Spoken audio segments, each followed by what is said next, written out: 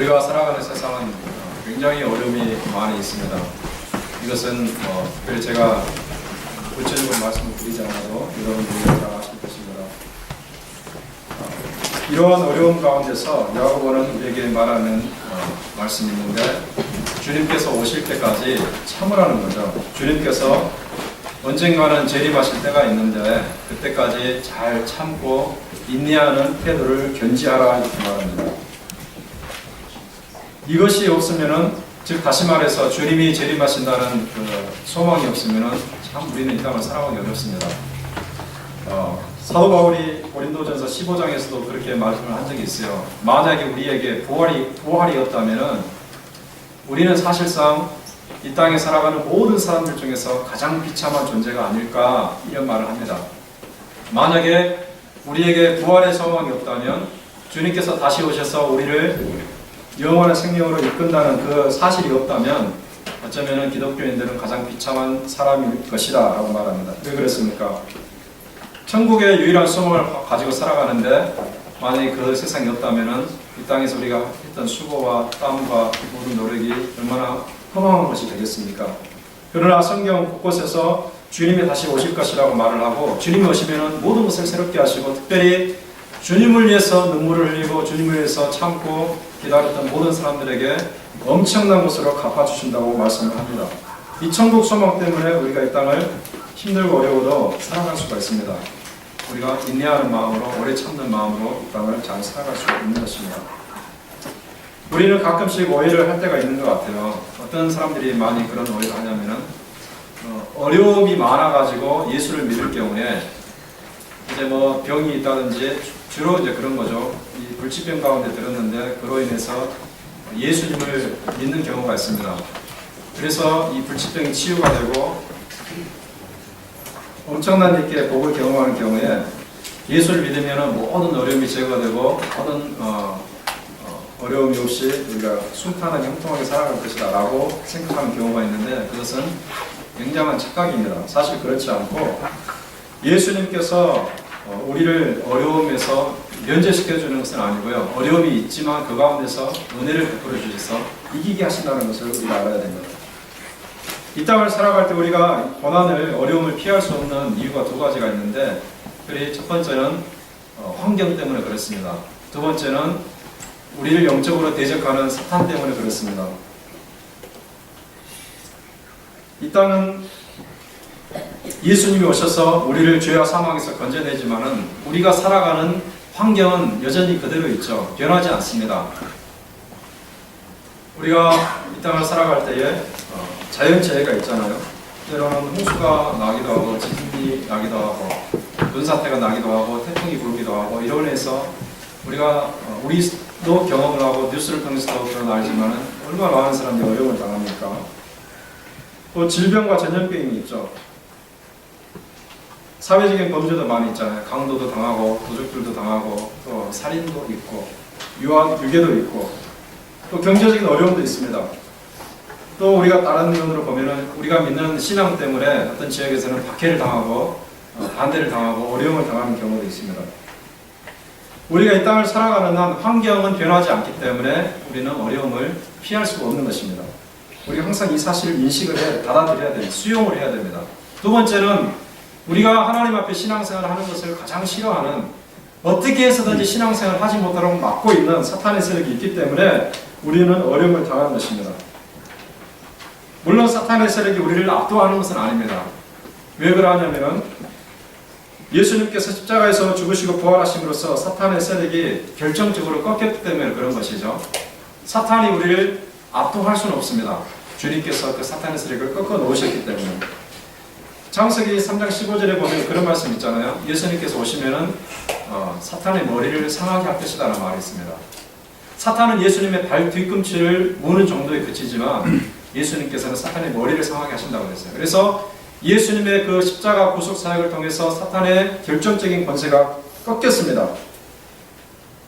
그러나 이 사탄의 세력이 완전히 소멸된 것은 아닙니다. 완전히 소멸된 것은 아닙니다. 여전히 그 잔당들이 남아 있어가지고 활동을 한다는 거죠.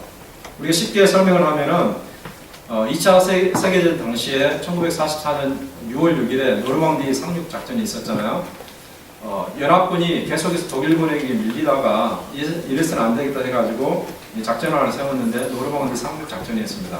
자, 그날을 기점으로 사실상 그 전세를 연합군에 유리하도록 이끌어냈습니다. 그날을 우리가 D-Day라고 말하죠.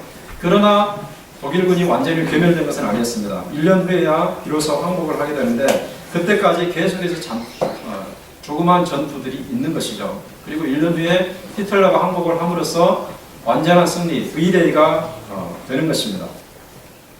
우리가 이것을 영적인 측면으로 다시 적용을 해보자면은 예수님께서 죽으시고 부활하시는 그 날이 사실은 D-Day가 되는 것이고 다시 이 땅에 재림하시는 날, 우리가 그날을 소망하며 살아가고 있는데 그 날은 V-Day가 되는 것입니다. 그래서 이 기간 동안에 사탄의 세력이 꺾였지만은 완전히 소멸된 것은 아니라는 사실이죠. 그래서 우리는 어떠한 일을 하는가? 성령의 능력을 힘입어서 하나님께 순종하는 가운데 이 사탄의 세력과 조그만 전투를 계속해서 치러 나가는 것입니다. 그래서 우리는 사탄을 대적하고 사탄의 우리를 대적함으로 인해서 전투가 벌어지는데 사탄이 어떻게 해서든지 우리를 가로막기 위해서 여러 가지 정황을 이용하고 여러 가지 마음을 이용하고 그래서 우리를 꺾어 놓으려고 하는 것입니다.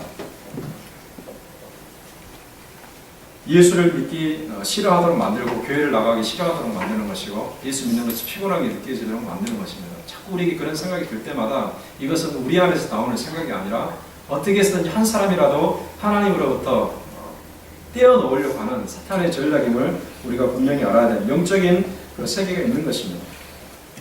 그러나 중요한 것은 이런 어려움이 있다고 해서 환경적인 어려움, 사탄이 주는 어려움이 있다고 해서 우리가 주저앉는 것은 아니라는 사실이죠. 무너지는 것은 아닙니다. 하지만 이런 어려움으로 인해서 우리 마음이 완악해진다면 그것은 진정으로 하나님을 아는 크리스찬의 모습이라고 말할 수가 없겠죠. 어려움은 있지만 어려움으로 인해서 무너지는 사람들은 사실 하나님의 사람이 아니라 하나님을 알지 못하는 사람들입니다. 하나님을 아는 사람이라면 그 안에 진정으로 예수 그리스도가 계시는 사람이라면 이런 어려움 가운데서 무너지지 않습니다. 완악하지 않고 배반하지 않고 오히려 그로 인해서 하나님께 더 가까이 나아가는 역풍을 만나면서 더 하나님께 가까이 나아가는 공격을 당하면서 더 하나님께 가까이 나아가는 그런 사람으로 성장하는 것입니다. 이것이 진정으로 마음에 예수님을 모신 참 크리스찬의 모습입니다. 자, 그러나 우리에게는 노력이 필요하죠. 예수님께 나아가는데 어려움을 당해서 우리가 예수님께 나아가는데 우리에게 노력이 필요합니다. 어떤 노력입니까? 오래 참아가는, 오래 참아내는, 인내하는 노력이 필요합니다. 그래서 오늘 야고보서 5장 7절에서 12절에서 하시는 말씀 전체가 오래 참으라는 거예요. 오래 참아라, 인내해라, 기다리라 이런 말씀을 주고 있습니다. 주님 오실 때까지 인내하는 그런 차원에서 뿐만 아니라 사실은 하나님께서 우리에게 주신 그 약속, 하나님께서 주신 그런 비전, 하나님께서 주신 그런 소망 이런 것을 이루어 나가는데도 사실은 오래 참고 인내하는 태도가 필요합니다. 왜 그럴까요, 여러분? 하나님의 약속이 당장 이루어지는 것은 아니기 때문에 그런 거죠. 하나님이 약속을 주십니다. 그러나 약속이 눈앞에서 그냥 이 방망이를 때리면은 요정이 나타나가지고 주는 것처럼 그렇게 당장 이루어지는 것이 아니기 때문에 주님의 약속이 이루어질 때까지 우리 편에서는 뭐가 필요한가? 인내, 오래 참는 그런 태도가 필요한 것입니다. 하나님께서 아브라함에게 그 약속을 주셨는데 엄청난 약속이었죠. 그 후손이 하늘의 별처럼 많아질 것이라는 놀라운 약속이었습니다. 하늘의 별을 보게 하심으로써 별처럼 너의 자녀가 많아질 것이다. 그런데 아브라함에게는 인내가 필요했습니다. 당장 이루어지지 않죠. 무려 몇 년을 기다렸는가? 25년을 기다렸습니다. 하나님의 약속의 씨앗이 그에게 올 때까지 25년이라는 세월이 흘렀고 그래서 아브라함에게는 인내하는 오래 참는 태도가 필요했던 거죠. 요셉의 꿈도 마찬가지였어요. 하나님께서 야곱의 아들 요셉을 불러가지고 그에게 꿈을 주시는데 그것은 자기 형제들이 그에게 무릎을 꿇게 하는 심지어 자기 부모님보다 더 높아지는 그 높아지는 정도가 어느 정도인지는 요셉은 알지 못했지만 엄청난 꿈을 주셨는데 그 꿈이 이루어지기까지 많은 고난이 있었습니다. 형들이 그를 미워하고 팔아넘기고 17세에 그 꿈을 받았지만 그 꿈이 이루어진 것은 30세였습니다. 그리고 형제들이 자기 앞에 와서 절을 하게 된 것은 그보다 더 9년 후인 39세였습니다. 그러니까 얼마나 많은 시간을 요셉이 어려운 가운데서 주님을 참았겠습니까? 인내하는 태도가 필요하다는 것을 우리가 여러 가지 내용을 통해서 알 수 있습니다.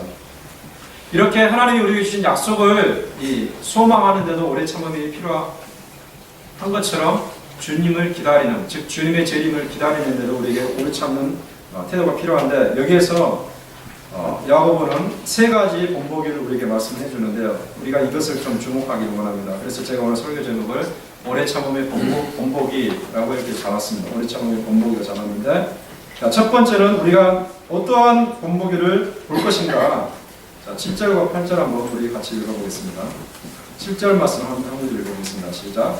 그러므로 형제들아, 주께서 명령하신 것까지 길이 참으라. 너랑 농부가 땅에서 나는 위대한 열매를 바라고 길이 참아 기다리나니. 아멘. 네, 7절까지만 보겠습니다. 여기에 보면 누구를 예로 제시합니까? 네, 농부의 예를 제시합니다. 오늘 우리가 도시에 생활하기 때문에 농부들의 삶을 구체적으로 잘 모를 수도 있지만, 농부들은 굉장히 인내하는 그 태도가 필요한 사람들입니다. 우리는 그냥 직장 나가서 일하면 주급을 받고 또는 뭐 월급을 받고 그러잖아요. 근데 이 농부들은 봄에 씨앗을 뿌리면은 한 7, 8달 후에나 그 수확을 거둬들이거든요. 그러니까 당장 소득이 없는 거죠. 인내가 필요합니다. 봄에 나가서 벽씨를 뿌립니다. 벽씨를 뿌려가지고 바로 그냥 쌀이 되는 것이 아니고 여기에 모짜리가 생기는 거예요. 모짜리가 돋아나면은 이제 다시 가서 모짜리를 다 떼가지고 물이 흥건한 그 논에 다시 그걸 심습니다. 거머리를 뜯기면서 어려운 가운데서 심고 그걸로 끝나는 것이냐? 그렇지 않죠. 농약을 줘야 되고 또 피가 돋아나면 피도 뽑아줘야 되고 여러 가지 일을 통해서 가을에 벼를 수확하는, 그러니까 이러한 과정 가운데서 농부에게 필요한 것은 인내라는 거죠. 오래 참아야 됩니다. 열심히 일을 하고 기다리는 것입니다. 그 기다리는 동안에 하나님께서 뭘 주십니까? 비도 주시고 햇빛도 주시고 그렇게 해서 벼가 노랗게 익어가는 거죠. 그러나 단지 하나님을 그냥 기다리는, 햇빛과 비를 기다리는 정도로 끝나는 것은 아니죠. 농부 스스로 열심히 노력을 해야 됩니다. 아침 일찍 나가서 잡초도 뽑아줘야 되고, 아까 말씀드린 것처럼 농약도 해줘야 되고. 저도 농촌에서 올해는 살지 않았지만 어렸을 때를 보냈는데 새벽이 가장 힘들었습니다. 요즘은 새벽기도 때문에 힘들지만 어렸을 때도 새벽에 힘들었습니다. 한참 자고 있으면은 부모님이 깨워가지고 나가자 그래요. 우리 식구가 다 나갑니다. 나가서 어디를 가냐면은 밭을 갑니다. 밭에 가가지고 뭘 하냐면은 그 전날 부모님이 그 뽑아놓은 잡초를 그냥 버리는 일을 새벽에, 왜 그때 그랬는지 모르겠는데 새벽에 그 잡초를 버리는 일을 하기 위해서 동이 트기 전에 밭에 나가서 일을 했습니다. 그런 어려움들을 감수하면서 노력을 해야지 사실은 우리가 수확을 거둬낼 수 있는 것입니다. 오늘 직장생활도 마찬가지예요. 여러분 이민 생활하시면서 얼마나 고생이 많으십니까? 한국에 있는 분들보다 이민 생활하신 우리 동포들이 훨씬 더 많은 고생을 하시잖아요. 새벽 일찍 나가서 밤늦게까지, 어떤 분들은 1년 내내 일을 하십니다. 너무나 고통스럽고 힘들죠. 그러나 먹고 살기 위해서 우리가 그렇게 하는 것입니다. 인내와 노력이 없으면 우리에게 열매가 없는 것이죠.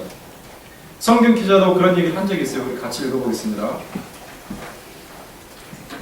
시작. 눈물을 흘려 씨를 뿌리러 나간 자는 기쁨으로 얻으리로다. 울며 씨를 뿌리러 나간 자는 성령 기쁨으로 끝함을 가지고 돌아오리로다. 아멘. 여기에 보면은 눈물이라는 말이 나옵니다. 울며 씨를 뿌리러 나간다는 말이 나옵니다. 이거 뭘 의미합니까? 오래 참아야 된다는 거죠. 씨를 뿌리고 잡초를 제거하고 농약을 주고 곡식을 돌보는 데 있어서 오래 참는 인내가 필요하다는 거예요. 때로는 비가 너무 많이 와가지고 벼가 넘어지는 경우도 있어요. 또는 비가 전혀 오지 않아가지고 녹바닥이 갈라지는 경우도 있습니다. 그러면은 주변에 있는 방죽이나 저술지에서 물을 끌어와가지고 물을 퍼줘야 됩니다. 얼마나 힘들겠습니까? 비가 너무 많이 오면은 벼가 쓰러질 뿐만 아니라 막 병충해가 더 생겨나거든요. 농약을 더 뿌려야 되고 어려운 일들이 많이 있습니다. 그러나 묵묵히 그 길을 해나갈 때 결국 어떤 결과가 오는가? 기쁨으로 단을 가지고 돌아오는 풍성한 수확을 거두는 은혜가 있다는 거죠. 이 놀라운 사실을 우리가 생각할 때에 주님 오실 때까지 길을 찾는 그런 노력을 하는 것이 얼마나 가치가 있는가 우리가 알 수 있습니다. 주님의 오시는 그날까지 오래 참을 수 있는 저와 여러분의 길을 주님으로 축원합니다. 네, 두 번째로 야고보가 이 고난과 어려움 가운데서 인내해야 될 본보기를 제시하는 또 다른 사람이 있는데요. 우리 함께 그 누구인지 10절을 통해서 찾아보겠습니다. 10절 한번 같이 읽어볼까요? 시작. 형제들아 주 이름으로 선지자들을 고난과 오래 참음의 본으로 삼으라. 여기에 보면은 선지자들이 우리의 본보기로 제시가 되고 있습니다.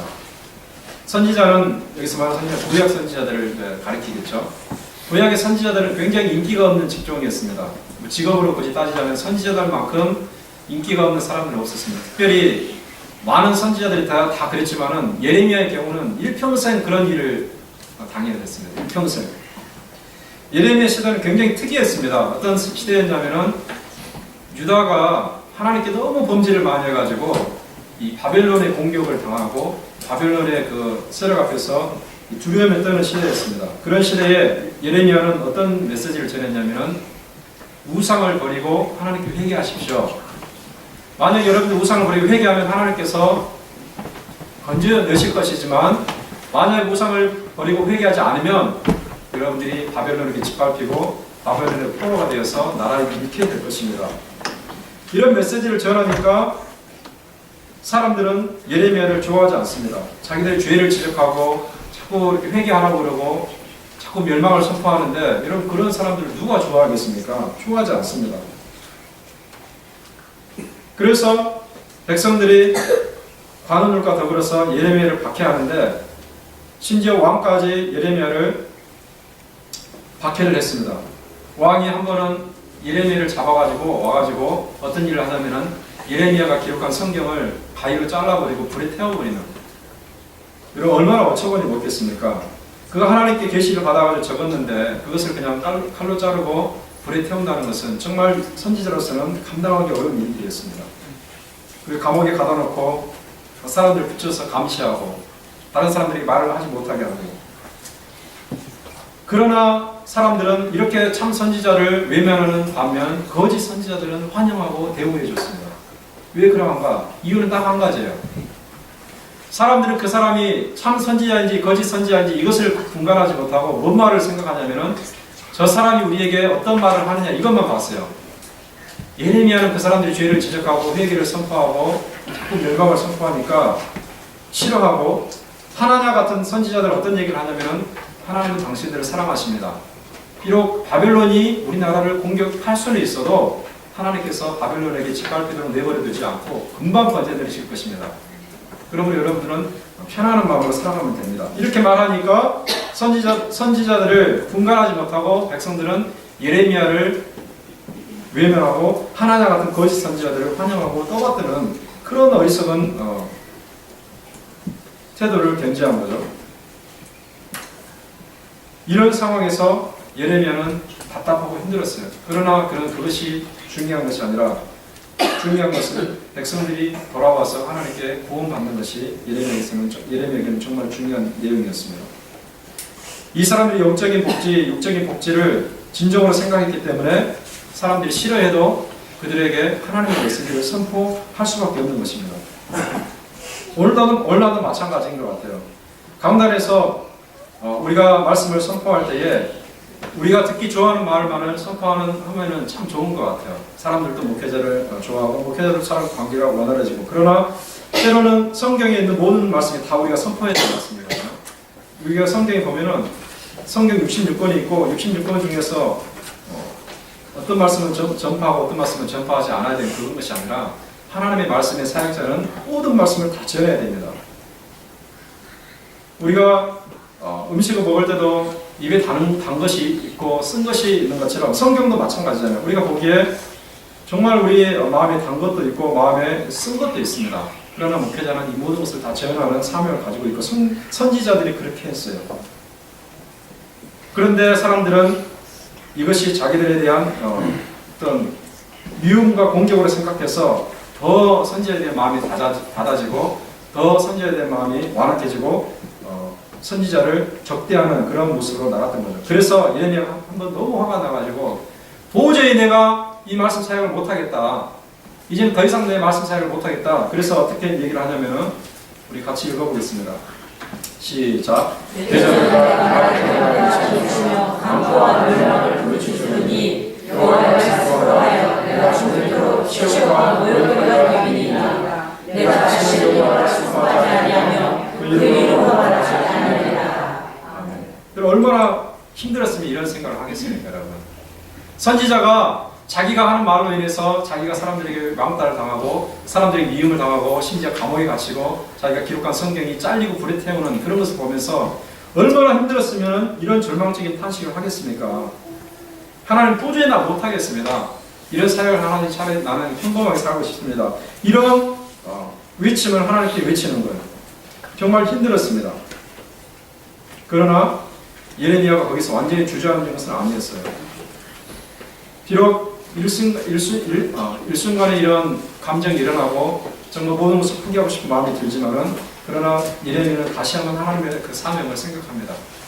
하나님께서 나를 통해서 저 사람들을 구원하신다면, 나를 통해서 저 사람들을 옳은 길로 돌아오게 하신다면, 그래 내가 이것이 힘들고 어렵지만 내가 이렇게 생각해서는 안 되지. 다시 한번 일어나는 그런 예레미야의 모습을 우리가 보게 되는데 그 뒤에 한번 보시기 바랍니다. 같이 읽어보겠습니다. 시작. 내가 다시는 여호와를 선포하지 아니하며 그 이름으로 말하지 아니하면 나의 중심이 불붙는 것 같아서 골수에 사무치니 답답하여 견딜 수 없나이다. 여기에 보면은 자기가 다시는 내가 하나님의 이름으로 말하지 않겠습니다. 다시는 여호와를 선포하지 않겠습니다. 이제 결단했습니다. 라고 했는데 막 속이 막 불붙는 것 같아가지고 답답해서 견딜 수 없다는 거예요. 하나님께서 불붙는 마음을 주셔서 하나님의 말씀을 전하지 않으면 못 살게 그런 마음을 하나님께 주신다는 거죠. 그래서 다시 예레미야는 일어나가지고 다시 말씀을 전하고 다시 고난의 삶을 살아가고 나중에 어땠습니까, 여러분? 유다 백성들은 예레미야가 전한 말이 사실인 것을 확인했잖아요. 몸소 많은 사람이 끌려가고 죽임을 당하고 나라가 멸망하는 것을 목도했습니다. 왜? 하나님의 말씀을 따라서 회개하지 않고 우상에서 돌이키지 않았기 때문에 그렇게 되었습니다. 예레미야는 하나님의 말씀을 전하는 것이 힘들었지만 오래 참는 가운데 그 사명을 다 감당했고 그래서 후대에는 그 사람을 참 선지자라 하나님의 사람이라 그렇게 말하는 것입니다. 오늘날에도 목회자들이 선지자는 아니지만 선지자와 유사한 상황에서 일을 하잖아요. 하나님의 말씀을 전하는 그런 일을 하고 있습니다. 성도들을 바른 길로 인도하기 위해서 권면하고 호소하고 때로는 잘못된 사람을 책망하기도 합니다. 그러나 오히려 반대와 저항을 당하기도 합니다. 제가 과거에 청년회를 이렇게 지도한 적이 있었어요. 청년회를 몇 년 동안 지도한 적이 있었는데 제가 한 가지 그 생각나는 사건이 있어서 잠깐 나눠보자 하는데요. 제가 그때 로마서를 이제 청년들과 함께 공부하는 시절이었었는데 한 청년이 굉장히 이 적대하는 그런 태도로 이렇게 자꾸 이렇게 힘들게 했습니다. 도대체 하나님이 어디 있느냐? 어떻게 창조론이 맞느냐? 진짜 천국이 있겠느냐? 진짜 아담의 죄가 언제냐? 하면서 저를 이렇게 힘들게 했는데 이것을 공개적으로 이렇게 도전하는 그런 일이 있었습니다. 그래서 제가 차근차근 설명해주고 차근차근 이렇게 그 청년에게 하나님의 말씀을 잘 가르쳐 줬는데 사실 힘들었어요. 그냥 감정적으로 대하고 싶어서 그랬지만은 참고 인내하면서 감당한 적이 있었습니다. 물론 그 청년은 사실 돌아오지 않았습니다. 그때 계속해서 그런 무신론적인 그런 생각을 가지고 적대적인 감정을 가지고 살다가 결국 교회를 떠나고 완전히 그 이방인으로 살아갔는데 돌아오진 않았지만 저는 그 가운데서 하나님께서 그런 사람을 향해서라도 인내하는 태도를 가지고 말씀을 전하는 것이 나의 사명이라고 내가 알았기 때문에 그 일을 한 적이 있었습니다. 이것은 사실 모든 목회자들이 동일하게 가지고 있는 태도라고 말할 수가 있습니다. 선교사들도 마찬가지고 주님의 복음을 전하는 사람이라면 어떤 상황에서든지 그런 어려움을 직면하잖아요. 그런 가운데서도 하나님의 사명이 있기 때문에 묵묵히 걸어나가는 것입니다. 이것이 목회자 이야기뿐만 아니라 여러분들의 이야기도 되기를 원합니다. 여러분들이 하나님의 사명을 확인하고 하나님이 주신 그 구원의 고귀함을 깨닫고 이 구원의 길을 묵묵히 오래 참는 가운데 걸어나갈 수 있기를 주님의 이름으로 축원합니다. 네, 세 번째로 야고보가 우리에게 그 오래 참는 본으로 제시하는 경우가 있는데요. 그것이 11절에 나타납니다. 같이 한번 읽어보겠습니다. 시작. 와 인내하는 자를 네가 후대다 하나니 너희가 우리의 일을 들었고 주께서 주신 멸망을 보았거니와 주는 가장 자비하시고 긍휼히 여기시는 분이십니다. 아멘. 여기 욥이 제시되죠. 욥을 모르는 사람은 없습니다.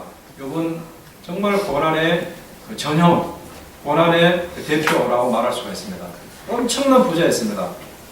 말로 설명하기 어려울 정도로 부자였는데 그에게 어느 날 갑자기 감당하기 어려운 고통이 찾아옵니다.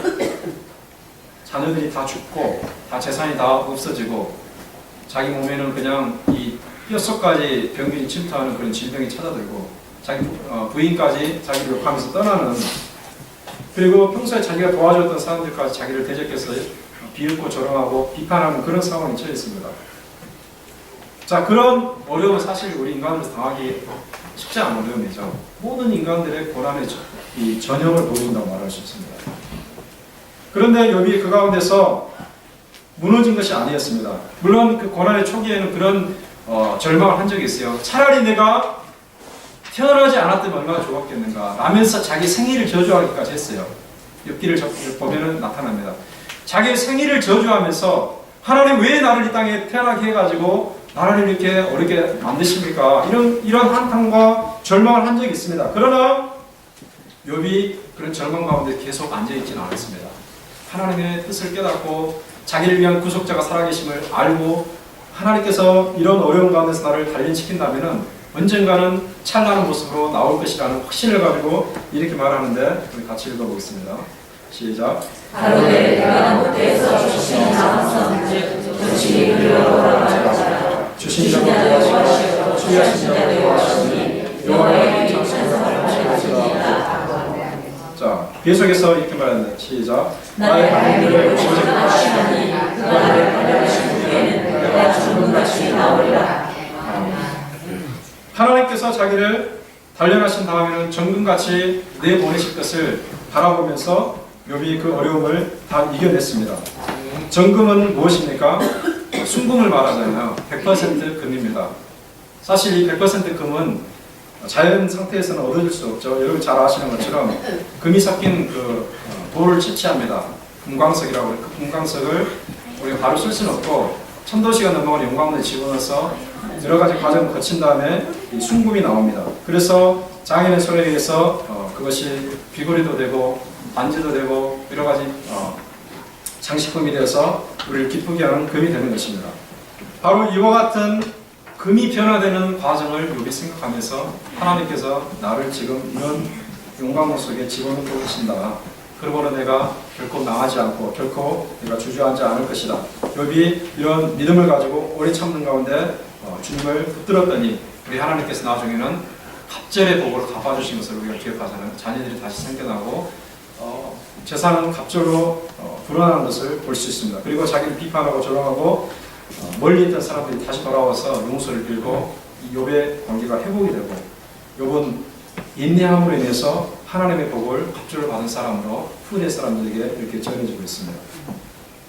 자, 이와 같은 세 가지 본보기를 우리가 잘 기억을 해야 되는데 근데 반대의 경우가 있어요. 어떤 사람들은 어려운 가운데 이렇게 농부와 선지자들과 욥의 그런 모습을 보고 인내하는 것이 아니라 어떤 사람들은 두 가지 태도로 엉뚱한 길을 걸어가고 있는데 우리가 한번 첫 번째 경우를 보겠습니다. 9절 한번 읽어보시기 바랍니다. 9절 시작.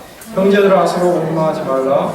그리하여 심판을 면하리라. 심판주가 문 밖에 서 계시니라. 아멘. 어떤 사람들은 이 어려운 상황 가운데서 고난의 상황 가운데서 인내하지 않고 어떻게 반응한다고 되어 있습니까? 원망한다고 그러는 거죠. 원망한다. 원망하고 불평을 해야 됩니다. 환경에 대해서도 그렇게 하고 사람들에 대해서도 그렇게 하고 하나님에 대해서 그렇게 합니다. 자기를 압박해오는 환경에 대해서 그리고 자기를 대적하는 사람들에 대해서 그리고 자기의 그런 상황을 허락하신 하나님에 대해서 건져주신 하나님에 대해서 그렇게 합니다. 과거 이집트를 나와서 가나안 땅을 향해 가던 광야 이스라엘의 경우가 딱 거기에 들어맞죠. 그런데 그 결과 어떻게 됩니까? 이 야고보가 9절에서 말하는 것처럼 심판을 당한다는 거죠. 원망하지 말라. 그리하여 심판을 면하리라. 근데 광야 이스라엘의 경우를 보면은 그들이 원망을 한 결과 어떻게 됩니까? 다 심판을 당합니다. 원망한 전부가 광야에서 묻힌 것을 우리가 민수기의 사건을 통해서 확인할 수가 있습니다. 우리는 이런 경우를 보면서 본보기로 삼아야 돼요. 거울로 삼아야 됩니다. 과거에 그 사람들이 그렇게 원망하다 죽어갔다면 우리는 원망하지 않는, 과거의 사람들이 죄를 짓다고 죽어갔다면 우리는 죄를 짓지 않는 그런 반면교사로 삼는 것이 성경의 가르침입니다. 여러분 생각해 보세요. 힘들고 어려운 가운데서 혹시 사람들에 대해서 원망하는 태도는 있지 않습니까? 혹시 주변의 환경에 대해서 여러분들이 원망하는 태도는 있지 않습니까? 하나님에 대해서 대적하고 불평하는 그런 태도는 있지 않습니까? 그렇다면 우리가 그 태도를 속히 고쳐야 됩니다. 두 번째로 어려운 가운데서 어떤 사람들은 또 다른 모습으로 반응하는데요. 이 반응만 보고 말씀을 마치도록 합니다. 12절 한번 같이 읽어보겠습니다. 시작. 내 형제들아 무엇보다도 맹세하지 말지니 하늘로나 땅으로나 아무 다른 곳으로 맹세하지 말고 오직 너희가 그렇다고 생각하는 것은 그렇다고 아니라고 생각하는 것은 아니라여 정죄받을 위하라. 아멘. 여기에 보면은 맹세하지 말라는 말이 있습니다. 사실 이것은 문맥상 어긋나는 것처럼 보이지만 그렇지 않습니다. 연결되어 있는데 자, 왜 그러한가? 이런 이유 때문에 그렇습니다. 자, 우리의 그 현실적인 경우를 생각해 보세요. 어떤 사람이 정말 지독한 어려운 가운데 처해 있다고 생각해 보세요. 예를 들어서 간암으로 지금 죽어가고 있습니다. 폐암으로 죽어가고 있습니다. 정말 견디기 힘든 상황이 있습니다. 그러면 이런 경우가 있습니다. 하나님, 한 번만 나를 여기서 건져주시면 내가 남은 인생을 아프리카 선교사로 바치겠습니다 라고 맹세를 합니다. 그런데 하나님께서 치료해 주셔가지고 이 간암에서 폐암에서 살아났어요. 근데 막상 이제 치료되고 보니까 아프리카 선교사 하는 거 너무 힘들잖아요. 그러니까 지키지 않고 맹세를 잊어버립니다. 그러니까 어려운 가운데서 맹세하지 말라는 거예요. 또 이런 경우도 있잖아요. 한국에 이런 경우가 많잖아요. 결혼해서 10년이고 20년이 지났는데 자녀가 없는 거예요. 그래서 너무 고통스러우니까 하나님께 그런 맹세를 합니다. 하나님, 한 번만 자녀를 주시면 이 자녀를 목회자로 드리겠습니다 라고 해서 자녀가 태어났는데 목회자로 드리기 너무 아까운 거예요. 그래서 판사, 검사, 의사로 키우는 그런 경우도 있잖아요. 자, 그러니까 지금 사도께서 말씀하시기를 맹세하지 말라는 거예요. 맹세하지 말라는 거예요. 그러지 말고 겸손하게 참고 인내하는 거죠. 함부로 우리가 말로 맹세해서는 안 돼요. 지키지 못할 거 맹세하지 말라고 했어요. 하늘로도 말고 땅으로도 말고 맹세하지 말라고 했어요. 우리는 말을 하나님 앞에서 조심하는 그런 태도를 가져야 됩니다. 특히 어려움의 때 맹세하지 말아야 됩니다. 말씀을 마치겠습니다. 여러분, 고난의 때에 우리는 뭘 생각합니까? 다시 오실 예수님을 생각합니다.